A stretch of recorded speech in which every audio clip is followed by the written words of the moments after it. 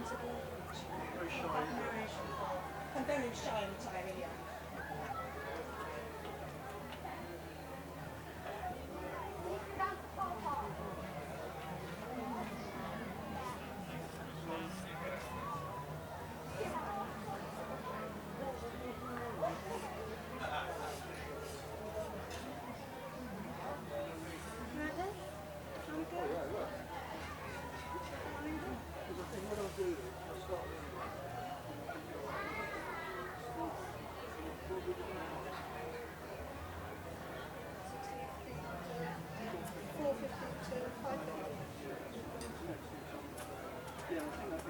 It's got a bit of a crossover time. Oh, that's John, isn't it?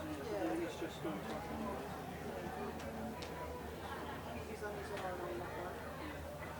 Steve's not with him, is he?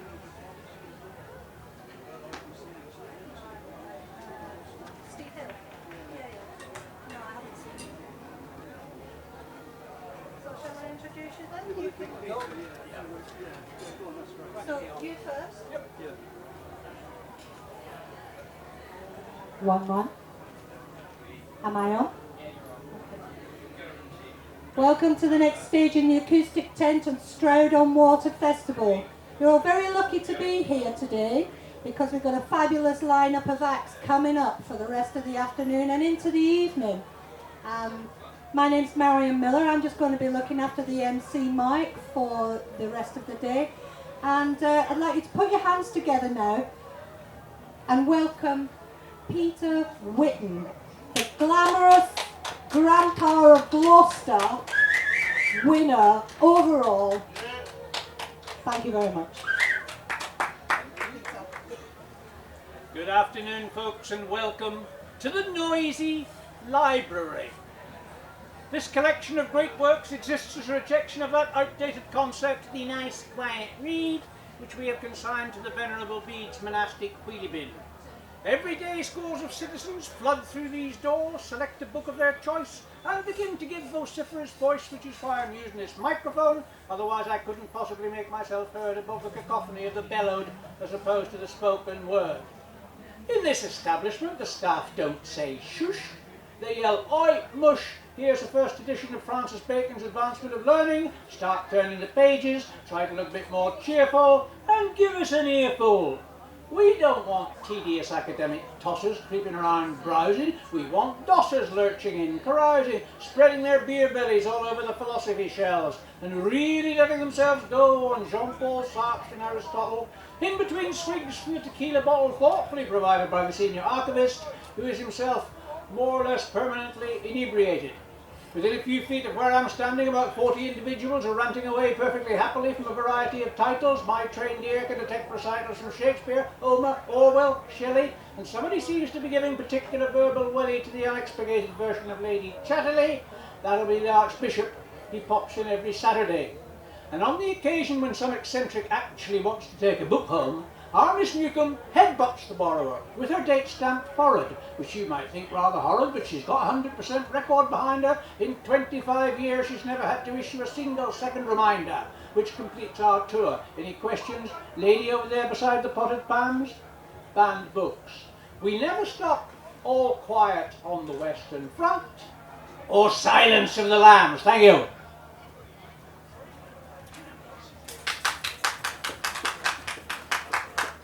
Control yourselves. Right, the main enemy of the poet at an open-air music festival is the musicians. Musicians are noisy. They play instruments. So what's a poor poet to do? Basically, you've got to fight fire with fire. So here are two poems influenced by music. But don't panic, I'm not going to sing to you. You've done nothing to deserve that.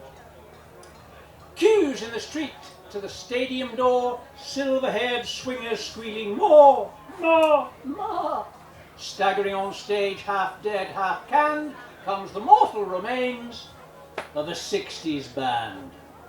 Wide stage, wider paunch, strobe lights, rheumatic raunch, tight jeans, loose skin, Carnaby corset holding it in.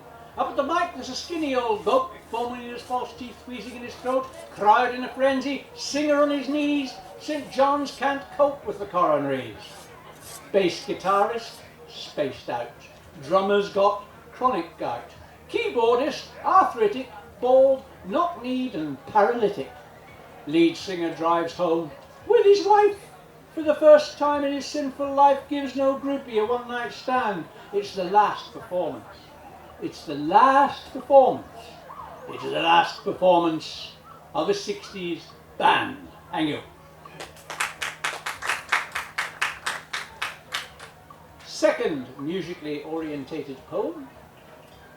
Melvin is a student.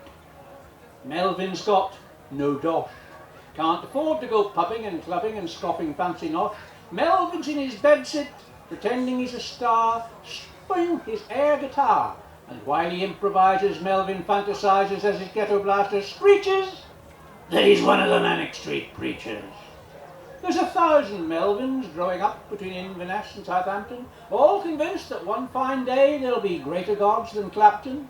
Nor does age disqualify your genuine pretender. There's many a good riff smoothly mimed by an OAP on a Fender. In fact, there's no hopefuller, Mark Knopfler, than me. Although, as you will see, I come from a different angle. I play the air triangle. Ting, ting. I groove like anything. My favourites are Madonna and Elvis. Nightly I gyrate my pelvis, rotate my cute little bum in front of the looking glass to the sound of my CD player. My hair may be getting greyer, but I'm ramming it, jamming it, jingle, jingle, jangle. On my air triangle, ting, ting. You don't get this from Sting. I've played MTV and the BBC in my imagination, and every major venue up and down the nation. I've gigged all night in the Isle of Wight with the Chemical Brothers and R.E.M. I'm not very good, but I'm better than them. But my favourite all-time fantasy rave is at Wembley Stadium. Me and Madonna with nothing but a see-through cosy on her. We gig for hours until all the bars are out of beer and still they're cheering and the floodlights are failing and Madonna's wailing like a washerwoman with her tits trapped in the mangle, and I play my air triangle. Ring, ring-a-ding-ding, the stadium shuddering. Ting, ting. Son Elvis, I'm the king. Thank you. Okay, that's enough music. Is there anybody in this audience who is now or ever has been a parent?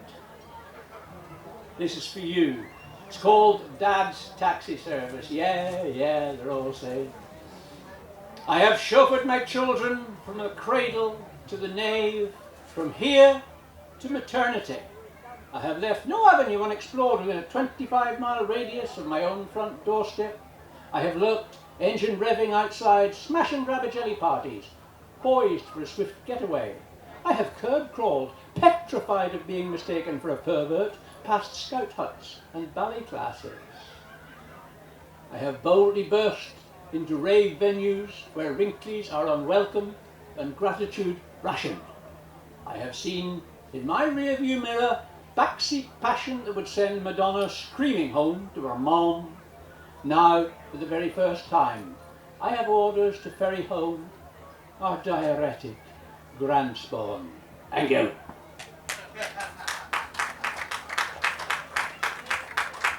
Okay, let's have a poetry about the most popular people in the country, politicians. But don't worry, these politicians are only local politicians, so what harm could there possibly be in that? Speak kindly to your councillor. He isn't very bright, or he wouldn't take a job where you could ring him up at night to tell him that your drains are blocked or that your garden gnomes have been pilfered by a fine art thief dressed up as Sherlock Holmes. Be charming to your chairperson. Don't make your language graphic. She doesn't dig the roads up to obstruct commuter traffic. She doesn't sanction power cuts or sever sewerage pipes or persuade your neighbour's children to behave like gutter snipes. Don't vilify your mayor when he attends official functions. His digestion's being ruined by all those civic luncheons. Don't make hurtful cutting comments when he's robed up to the teeth. For all you know, he might be drop dead gorgeous underneath. Pamper local politicians. Remember, we elect them and it's in our vital interest to encourage and protect them. If they feel so undervalued that they won't get out of bed, the government might make us all be councillors instead. Thank you. And if we can write poems in favour of paid officials, how much more necessary is it to do so for those who labour in the voluntary section?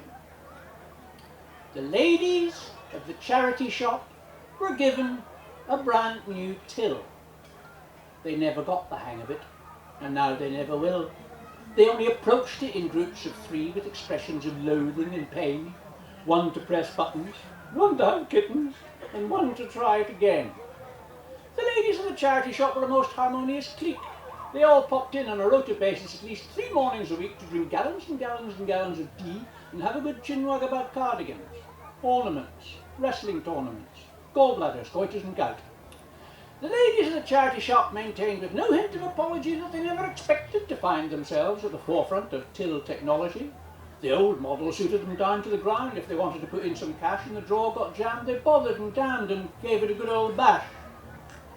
The ladies of the charity shop have been in darkest morning since 9:45 last Wednesday, when without the slightest warning, as they opened the new till to put in a pound, the contraption showed its teeth, gave a frightful roar like a carnivore, and swallowed Jemima Moncrief.